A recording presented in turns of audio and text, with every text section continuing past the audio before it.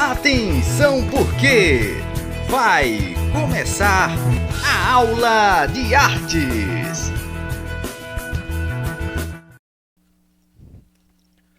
Olá, gente, boa tarde, olha aí que coisa boa. Talvez você está se perguntando por que a aula está começando desse jeito.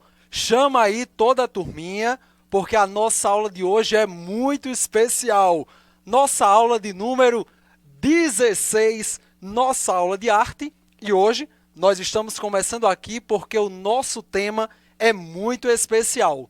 Eu sou o professor Davi Jefferson e vou ficar com você nesta aula sobre história do circo e a essência da arte circense. Então, vamos lá para a nossa aula de número 16.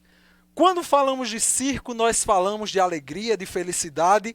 Logo, vem à nossa mente aquele camarada que inicia perguntando: hoje tem espetáculo? E aí todo mundo diz: tem sim, senhor. E aí é sobre toda essa essência que existe na arte circense que nós vamos falar na aula de hoje. E já garanto a vocês, não vou tirar nenhum coelho da minha cartola, mas vamos tirar muito conhecimento da cachola para que a gente aprenda mais um pouquinho sobre essa arte tão importante que é a arte circense. E a gente começa com um pouquinho da história. O circo ele é muito antigo, porém, com esse formato que a gente conhece, só no século XIX foi que chegou ao Brasil. Antigamente, as arenas abertas recebiam alguns grupos de pessoas europeias em que se reuniam e começavam a fazer algumas apresentações. E aí isso começou a chamar a atenção do povo, o povo começou a gostar e essa arte começou a ganhar cada vez mais espaço.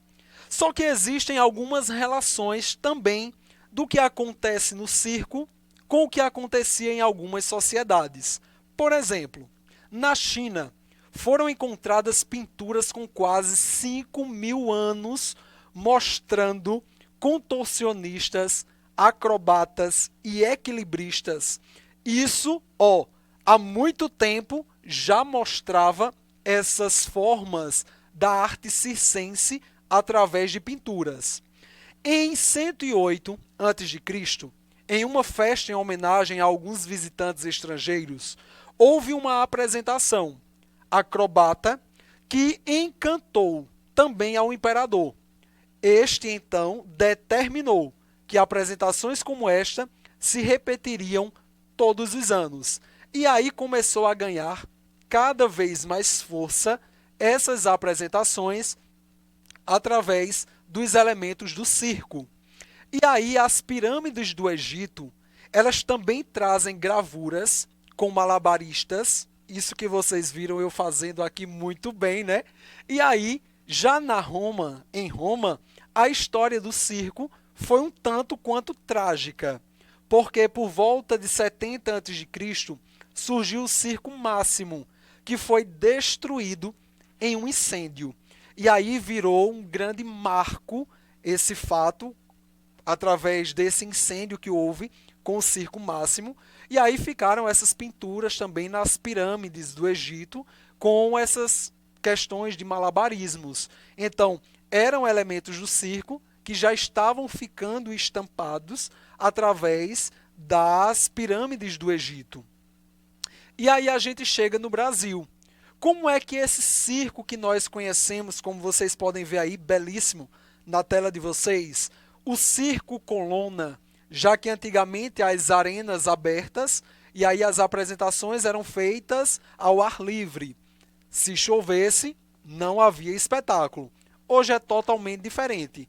A lona, essa lona pontiaguda, ela dá justamente esse caráter elementar do circo tradicional, esse circo contemporâneo, o circo que nós conhecemos como sendo circo, que quando começa a montar em nossa cidade, nós olhamos para cima e já observamos lá a bandeirinha no topo do circo, anunciando de fato a instalação do circo.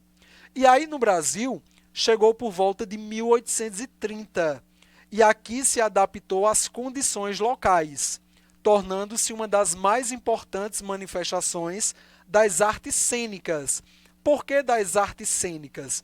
Porque o circo ele é uma extensão da arte teatral, porque existem as apresentações e essas apresentações elas fazem parte de todo um elemento interpretativo, no campo da interpretação.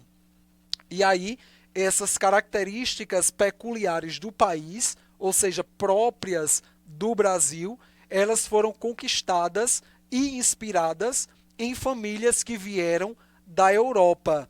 E haviam também ciganos que eles viviam de cidades em cidades, e aí eles estavam apresentando também as suas artes, as manifestações artísticas cênicas, através de domando animais, fazendo acrobacias e tantos outros elementos que fazem parte do circo que nós conhecemos hoje. Sendo que, quando chega aqui no Brasil, esse modelo que existia de circo, ele passa a sofrer algumas transformações, porque ao chegar aqui, claro, que iria se apropriar daquilo que nós temos, do que o povo gosta de ver, o que o povo gosta de assistir. Tanto é que nós chegamos no palhaço brasileiro, que é totalmente diferente do palhaço europeu. Por exemplo, qual é a principal diferença do palhaço europeu e o palhaço brasileiro?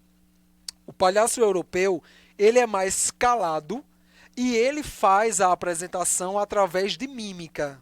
O palhaço brasileiro não. O palhaço brasileiro ele fala até pelos cotovelos. Fala bastante. Por quê? Houve-se a necessidade de fazer com que houvesse essa interação de uma forma mais direta, visto que é comum do brasileiro gostar de escutar e gostar principalmente de falar. Então, para agradar o público brasileiro, o palhaço ele precisou passar também por esse processo de transformação. Não apenas o circo, de um modo geral, mas também essa personagem que anima tanto as pessoas e que é uma marca característica do circo. Quando falamos em circo, a primeira coisa que talvez seja a primeira coisa na mente de todo mundo é o palhaço, porque é uma característica do nosso circo. E aí nós vamos ver agora alguns personagens circenses, ou seja, são personagens que são característicos do circo. O circo possui muitas apresentações e artistas com habilidades diversas. Conheça um pouco agora de algumas dessas atrações e de seus personagens.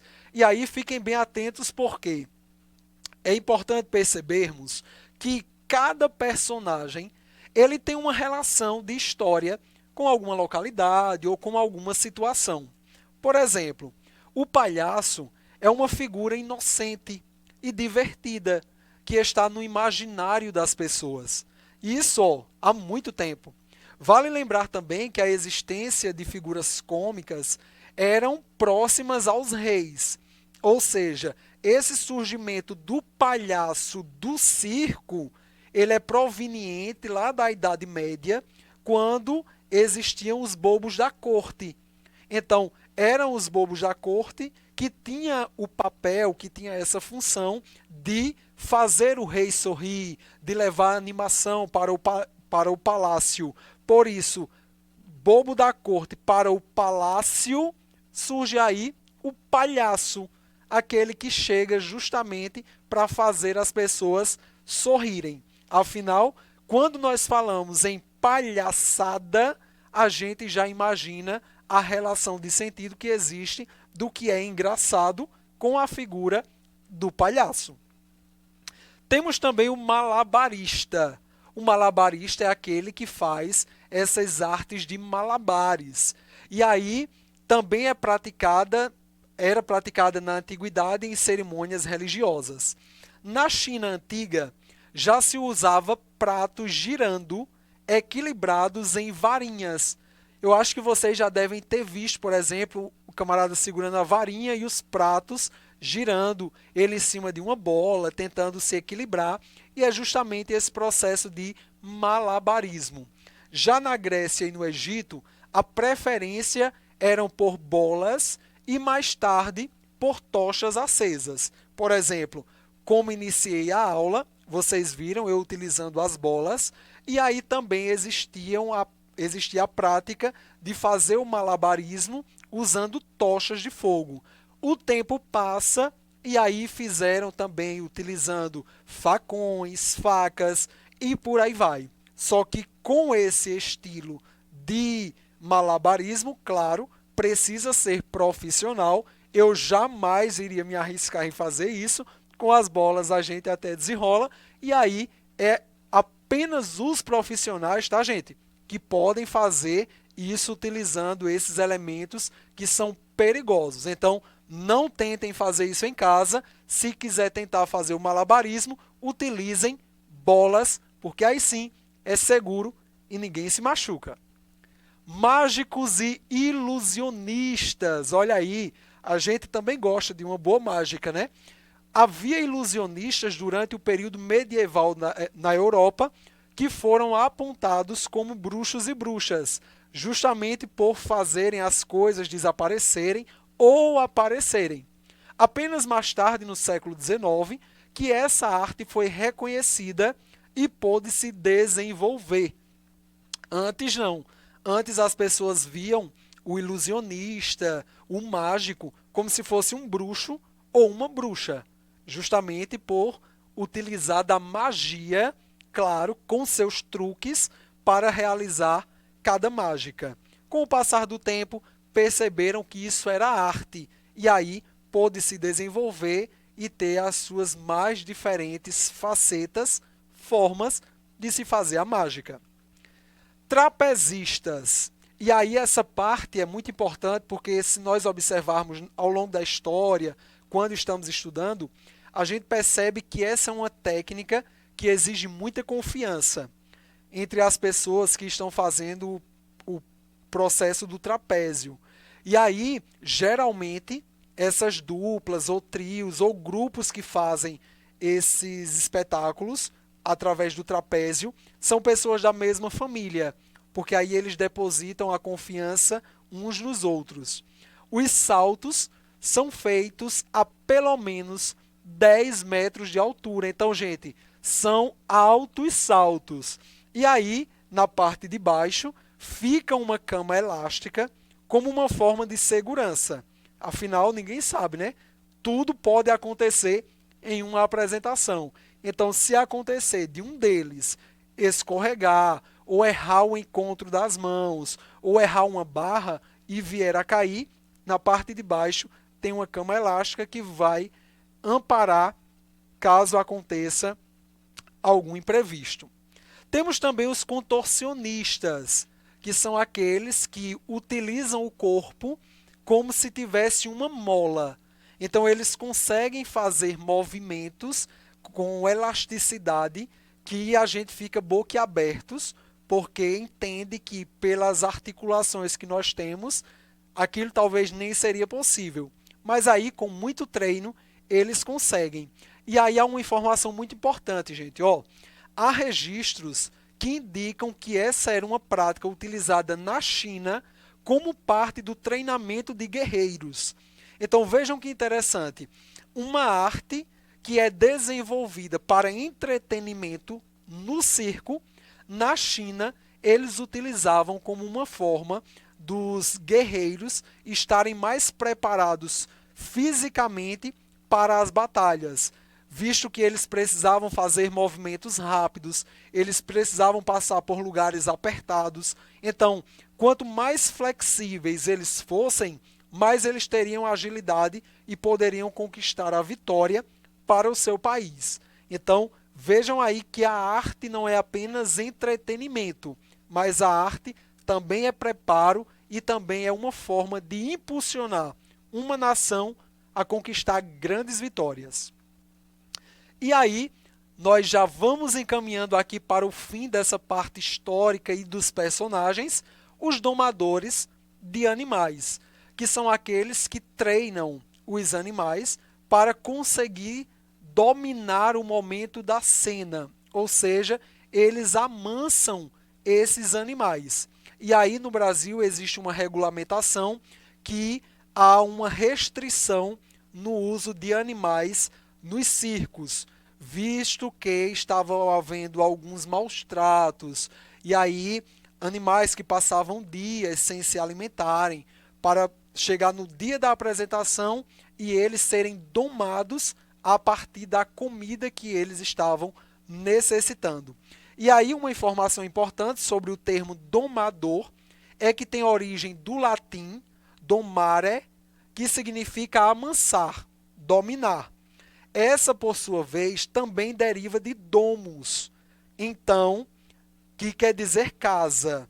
E aí nós teríamos a arte de domar animais, sugerindo, assim, não apenas domar o animal silvestre, mas aquele animal também doméstico. Por isso o domus, de casa, e o domare, de amansar, de domar. Então é essa relação que existe também da língua para com a relação de sentido do termo domador de animais. Ele tem a função justamente de fazer com que o animal feroz ele se torne como se fosse um animal domesticado. E aí, algumas curiosidades acerca do circo, para que assim nós possamos concluir a nossa aula de hoje.